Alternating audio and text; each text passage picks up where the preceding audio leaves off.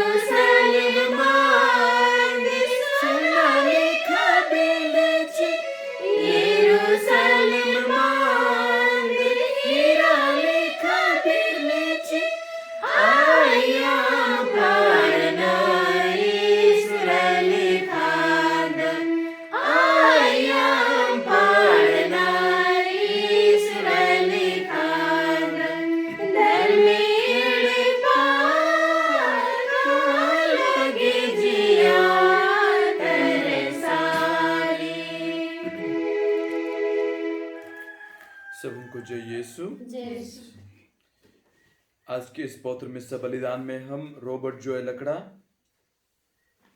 Albert Raipur से जो कोविड-19 से पॉजिटिव, उनकी चंगाई के लिए, संदीप एक्का सन्ना से, उनका भी कोविड-19 पॉजिटिव है, चंगाई के लिए, जुवेल कुजूर जिसका एक्सीडेंट हो गया है वो जल्दी स्वस्थ हो सके, और श्रीमती लिली एक्का जो अशांति और घबराहट की परिस्थिति में है, ईश्वर उनका सब भय दूर कर दे और उन्हें शांति प्रदान करे। साथ ही साथ हमारे व्यक्तिगत मतलबों को भी इस पौत्र प्रभु की वेदी पर लाते हुए हम आज का मिस्सा बलिदान में आगे बढ़ते हैं।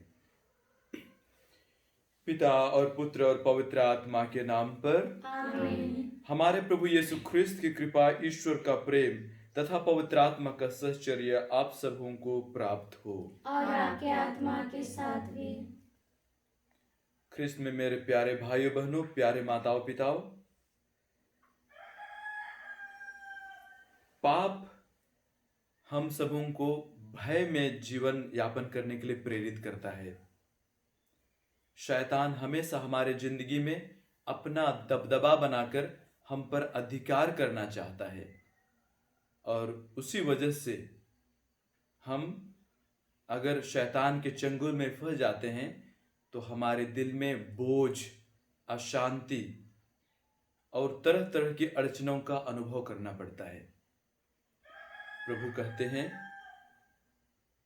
पौत्र मिस्सा बलिदान में और इस बलि वेदी में सहभागी होने से पहले अपना सब कुछ बाहर छोड़कर खाली हृदय से प्रभु के पास उपस्थित होने से हम उनका आशीष प्राप्त करते हैं और हमारे जिंदगी में ईश्वरीय शांति का अनुभव होता है। तो चलिए हम कुछ क्षण मौन रह के हमारे सभी बाधाएं, अशांति, जो भी पाप का कारण हो सकता है, सभी को प्रभु के चरणों में समर्पित करके हम योग्य रीति से इस पौत्र मिस्सा बलिदान में भाग ले सके।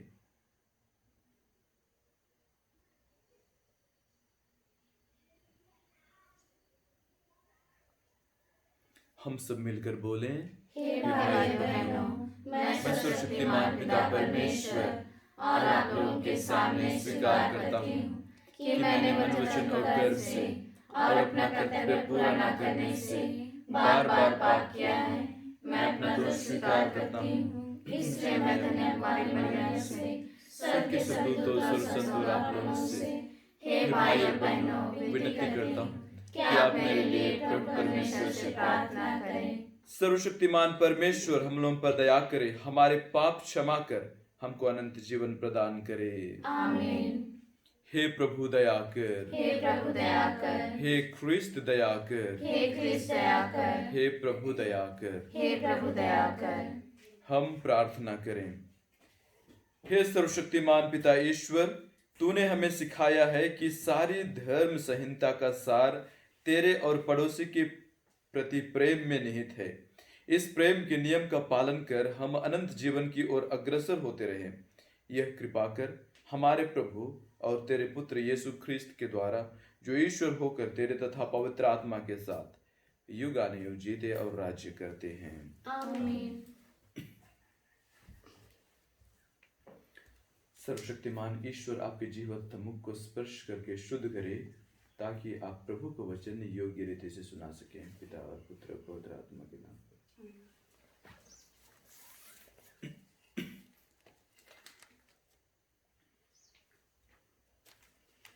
पहला पाठ कुरिन्थियों के नाम संत पौलुस का पहला पत्र, अध्याय 15,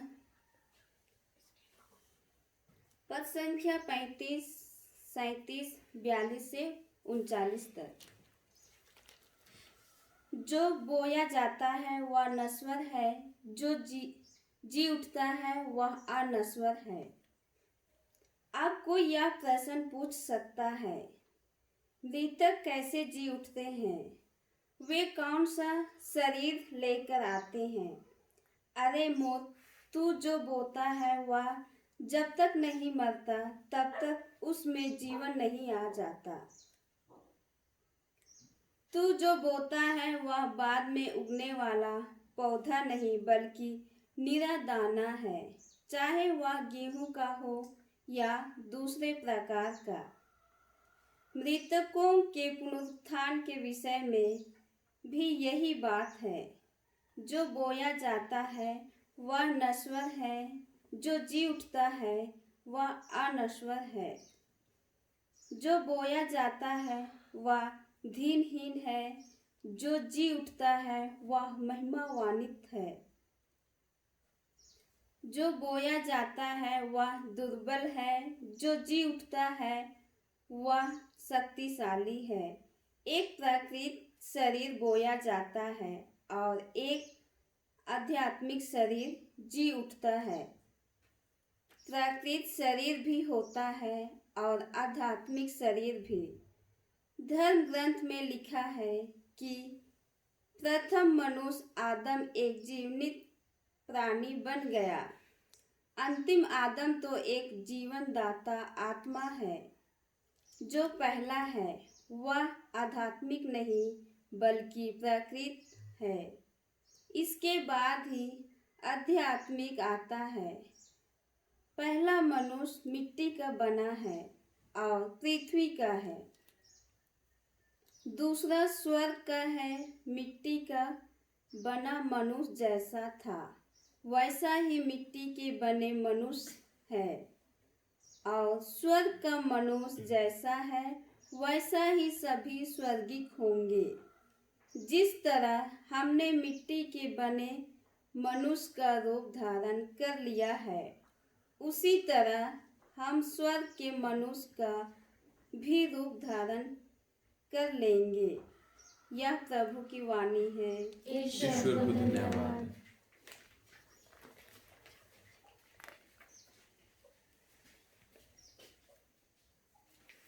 जय घोष, हालेलुया।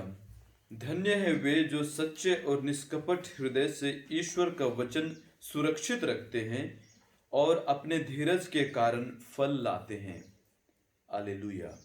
प्रभु आप लोगों के साथ हो और आपके आत्मा के साथ भी। संत लूकस के अनुसार पवित्र सुसमाचार। प्रभु की जय। एक विशाल जनसमूह एकत्रित हो रहा था और नगर नगर से लोग यीशु के पास आ रहे थे। उस समय वह यह दृष्टांत सुनाने लगे। कोई बीज बोने वाला बीज बोने निकला। बोते बोते कुछ बीज रास्ते के किनारे गिरे। वे पैरों से रौंदे गए और आकाश के पक्षियों ने उन्हें चुग लिया। कुछ बीज पथरीली भूमि पर गिरे। वे उगकर नमी के अभाव में झुलस गए। कुछ बीज कांटों में गिरे। साथ साथ बढ़ने वाले कांटों ने उन्हें दबा दिया।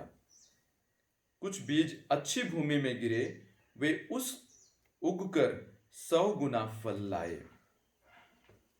इतने कहने के बाद वह पुकार कर बोले, जिसके सुनने के कान हो वह सुन ले।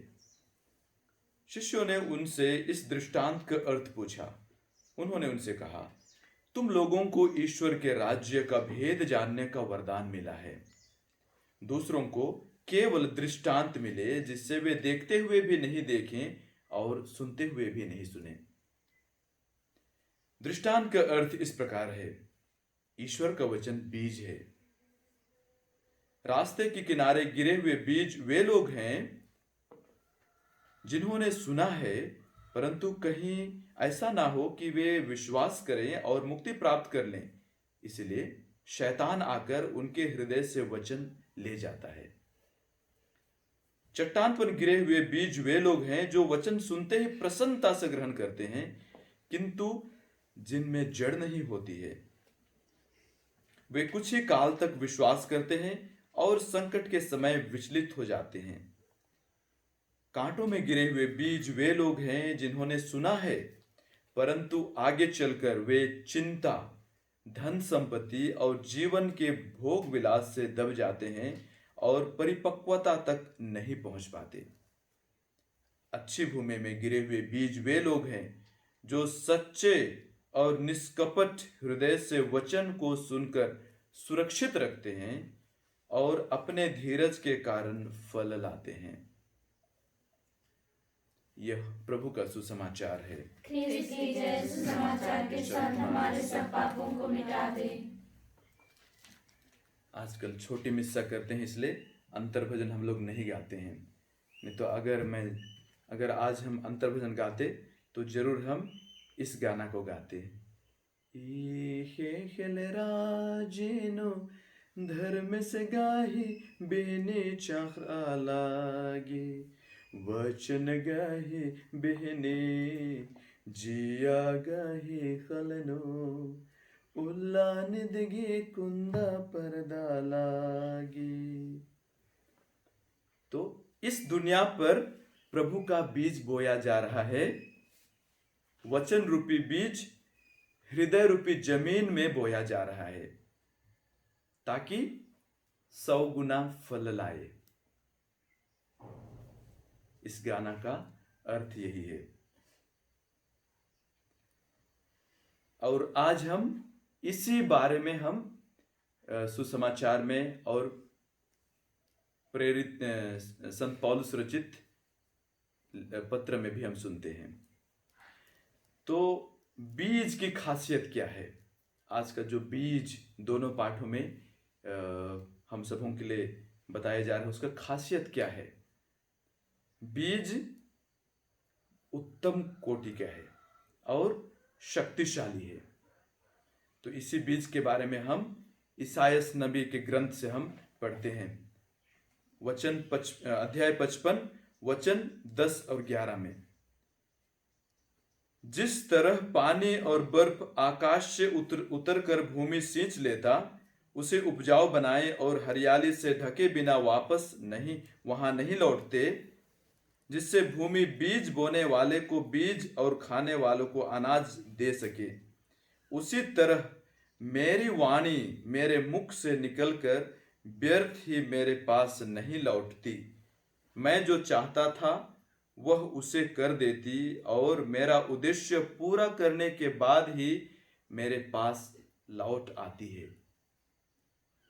तो प्रभु का वाणी में इतना शक्ति है क्योंकि प्रभु बताया है बीज प्रभु का वाणी है।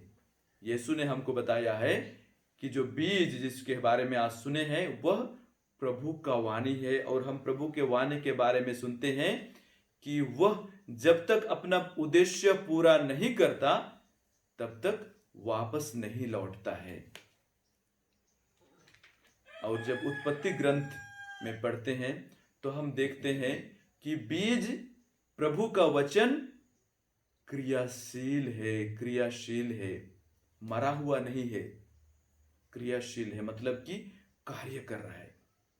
और हम देखते हैं कैसे प्रभु अलग अलग दिन अपने वचनों के द्वारा सारी सृष्टि को पूर्ण करता है, पूरा दुनिया को सृजन करता है। वो प्रभु के वचन की क्रियाशीलता को दिखाती है और प्रभु के वचन में जो दम है, जो शक्ति है, उसको दिखाती है। बावजूद इसके हमारे जिंदगी की सच्चाई यह भी है कि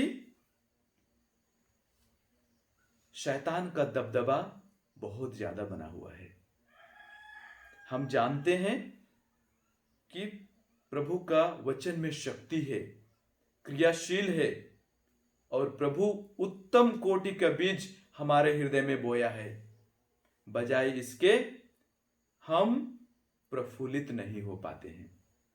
हमारे दैनिक जीवन में हम शैतान का दबदबा हमारे जिंदगी में महसूस करते हैं, दिन व दिन हम महसूस करते हैं, और इसकी वजह से जो उपजाओ, जो लक्ष्य प्रभु का है, हम उसको नहीं पूरा कर पाते हैं। प्रभु कहते हैं, धन्य है वे जो वचन को सुरक्षित रखते हैं अपने जिंदगी में और उसके अनुसार फल लाते हैं, धीरज के साथ कठिन परिस्थिति को झेलते हैं। लेकिन हमारी जिंदगी में क्या होता है, जब हमें सत्य के अनुसार जीवन यापन करना होता है तो हमारी जिंदगी में बहुत ज्यादा अड़चन आने लगती है, प्रलोभन आती है, और ये दुनिया का रंग रंगैली और दुनियादारी की चीजें हमको बहुत ज्यादा आकर्षित करती है, और इसी बीच हम लोग प्रभु के वचन को छोड़कर ये दुनिया के वचन के अनुसार जीवन यापन करना चाहते हैं। फिलहाल में जो स्कूल से मतलब डीलिंग करते हैं, प्राइवेट स्कूल सबसे, तो हमको वहां से मान्यता पेपर प्राप्त करना होता है, कुछ ऑफिस का कार्य करना होता है। वे लोग ऑफिस का कार्य तो करते हैं, लेकिन बाद में फोन करके बोलते हैं, सर आपसे मिलना चाहते हैं। उसका एक ही अर्थ क्या है, उनको पैसा चाहिए, घूस। तो ये दुनिया इसी तरह से चलती है।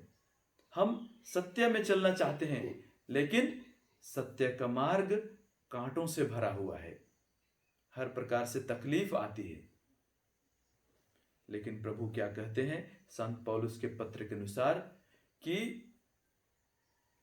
हम अगर हमारे दिल में, अगर हमारा शरीर एक बीज है जो नश्वर है, इसको मरना पड़ेगा। हम सब किसी न किसी तरह से किसानों के बारे में जानते हैं, किसान के बच्चे रहे होंगे या फिर किसान लोगों को देखे होंगे कि उन लोग को अपना बीज क्या कहते हैं, बोते हैं, वो बीज को मरना पड़ता है। वो बीज मरने के बाद नया जीवन अंकुरित होता है और वही ज्यादा फल लाता है। संत पौलुस बोलते हैं, वो बीज हमारा प्राकृतिक शरीर के रूप में, हमारा प्राकृतिक शरीर के रूप में, तो हमारा प्राकृतिक शरीर को मरना पड़ेगा ताकि आध्यात्मिक शरीर का उद्गम हो सके। इसका अर्थ क्या है, प्रभु का बीज उत्तम कोटि का है, शक्तिशाली है, लेकिन हमारा हृदय को भी उपजाऊ बनाने के लिए हमको कोशिश करना है। पक्षी हमारे बीज को खाने आएंगे, उसको बचा के रखना है, दुनियादारी से हम सबों को बचा के रखना है, और ताकि हम 100 गुना फल ला सकें, जो कि प्रभु जिसकी योजना, प्रभु की योजना है वो पूरी हो सके।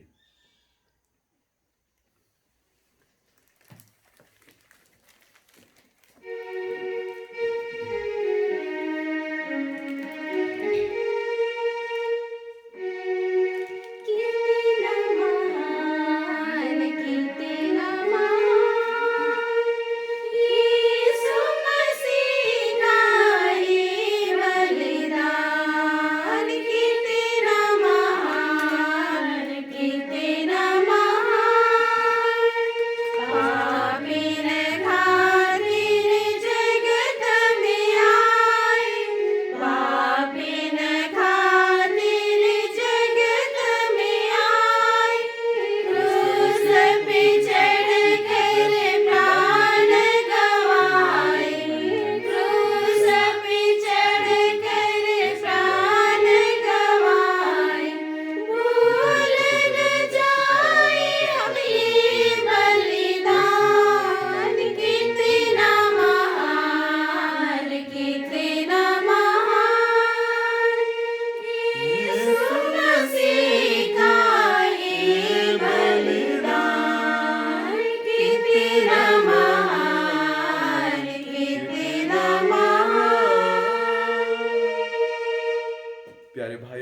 प्रार्थना कीजिए कि सर्वशक्तिमान पिता परमेश्वर मेरा और आप लोगों का बलिदान ग्रहण करे।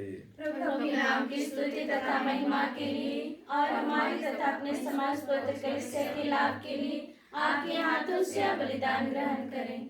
आमीन। हे प्रभु, अपनी प्रजा के ये उपहार दयापूर्वक ग्रहण कर जो सत्य हम विश्वास के साथ स्वीकार करते हैं उसे इस पावन यूखरिस्तीय समारोह में ग्रहण भी करें। हम यह प्रार्थना करते हैं अपने प्रभु ख्रिस्त के द्वारा। आमीन।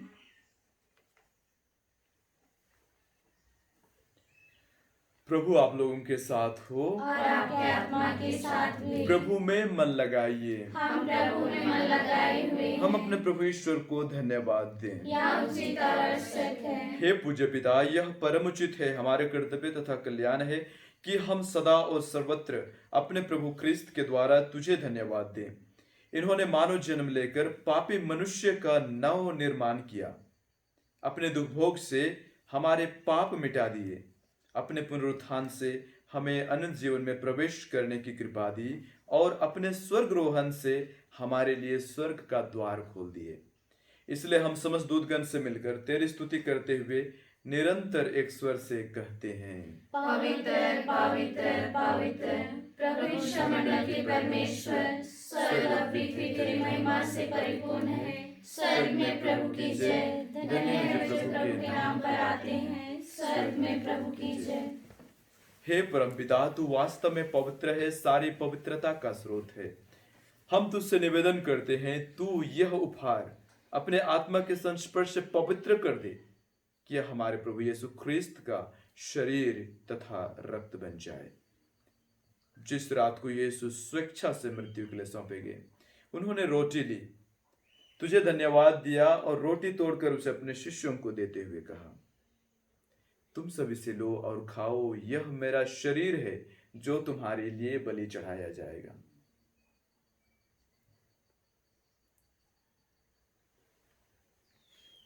मेरे प्रभु मेरे ईश्वर। इसी भांति भोजन के बाद उन्होंने कटोरा लिया, तुझे धन्यवाद दिया और उसे अपने शिष्यों को देते हुए कहा, तुम सब इसे लो और पियो, यह मेरा रक्त का कटोरा है, नवीन और अनंत व्यवस्थान का रक्त जो तुम्हारे और बहुतों की पापों की क्षमा के लिए बहाया जाएगा। तुम मेरी स्मृति में यह किया करो।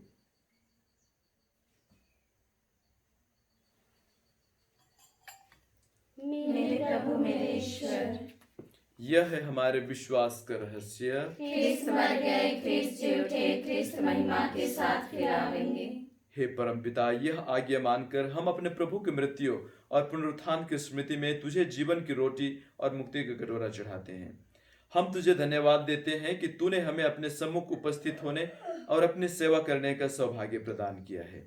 हमारा नम्र निवेदन है कि हम सब जो ख्रिस्त का शरीर तथा रक्त ग्रहण करते हैं, पवित्र आत्मा के द्वारा एकता के सूत्र में बंधे रहें। प्रभु और हमारे संत पिता फ्रांसिस, हमारे धर्माध्यक्ष पतरस मिंज, हमारे superior general Michael Cochran, regional superior Silvaraj Manchanpalli और सभी याजकों के साथ विश्व भर में फैले अपनी कलीसिया की सुधि ले तथा इसे प्रेम में सिद्ध बना दे। हे प्रभु, हमारे उन भाई बहनों की भी सुधि ले जो पुनरुत्थान की आशा में परलोक सिधार चुके हैं।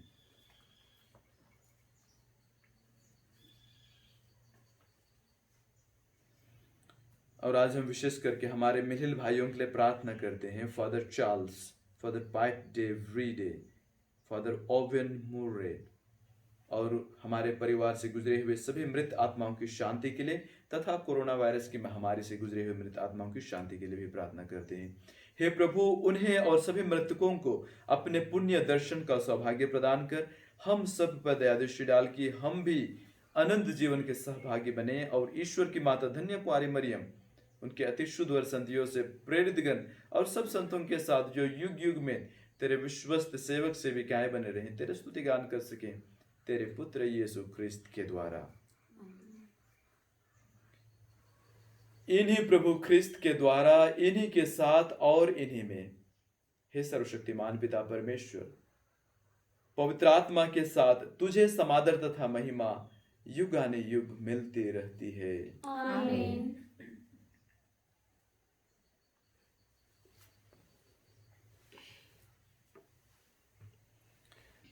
प्रभु ने कहा है, कि उनके वचनों पर शक्ति है, प्रभु का वचन क्रियाशील है और यीशु हम सबों को प्रभु के वचन को बार बार दोहराने के लिए कहे हैं। तो चलिए विश्वास के साथ आज हम उन्हीं प्रभु के वचनों को अपने मुख से साहर्ष जोर से बोलें। हे हमारे पिता जो स्वर्ग में है, तेरा नाम पवित्र किया जावे, तेरा राज्य आवे, तेरी इच्छा जैसे स्वर्ग में है वैसे इस पृथ्वी पर पूरी होवे। हमारा प्रतिदिन का आहार आज हमें दे, और हमारे अपराध में क्षमा कर जैसे हम भी अपने अपराधियों को क्षमा करते हैं, और हमें परीक्षा में ना डाल परंतु बुराई से बचा। आमीन। हे प्रभु, हम तुझसे प्रार्थना करते हैं, सभी बुराइयों से हमें बचा और इस जीवन में हमें कृपा पूर्वक शांति प्रदान कर। हम तेरी दया से सदा पाप से दूर और हर विपत्ति से सुरक्षित रहें और उस दिन की प्रतीक्षा करते रहें जब हमारे मुक्तिदाता यीशु ख्रिस्त फिर प्रकट होकर हमारी मंगलमय आशा पूरी करेंगे। क्योंकि तेरा राज्य, तेरा सामर्थ्य और तेरी महिमा अनंत काल तक बनी रहती है। हे प्रभु यीशु ख्रिस्त, तूने अपने प्रेरितों से कहा है, मैं तुम्हारे शांति छोड़ जाता हूँ, अपनी शांति तुम्हें प्रदान करता हूँ। तू हमारे पापों पर नहीं बल्कि अपने कलीसिया के विश्वास पर दृष्टि डाल और उसे शांति तथा एकता प्रदान कर। तू युगानुयुग जीता और राज्य करता है। आमीन। प्रभु की शांति सदा आप लोगों के साथ रहे और आपकी आत्मा के साथ भी। हम परस्पर शांति अभिवादन करें। हे ईश्वर के मेमने, जो संसार के पाप हर लेता है, हम पर दया कर। हे ईश्वर के मेमने, जो संसार के पाप हर लेता है, हम पर दया कर। हे ईश्वर के मेमने, जो संसार के पाप हर लेता है, हमें शांति प्रदान कर।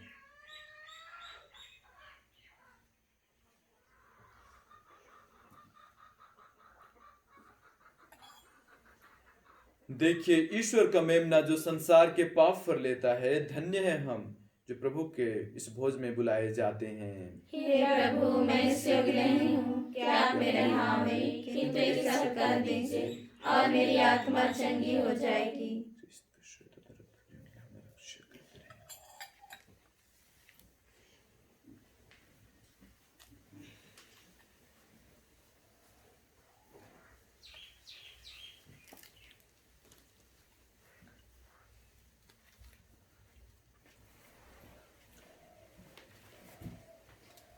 ख्रिस्त का शरीर, ख्रिस्त का शरीर, ख्रिस्त का शरीर, ख्रिस्त का शरीर,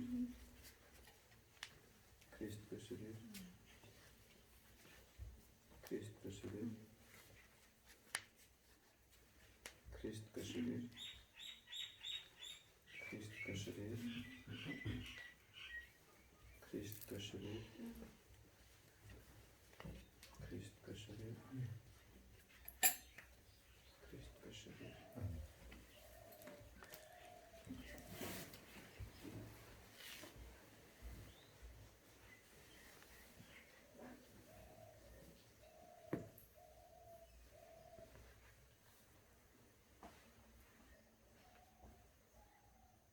प्रभु का कहना है, भला गड़ेरिया मैं हूँ, मैं अपनी भेड़ों को जानता हूँ और मेरी भेड़ें तुझे जानती है।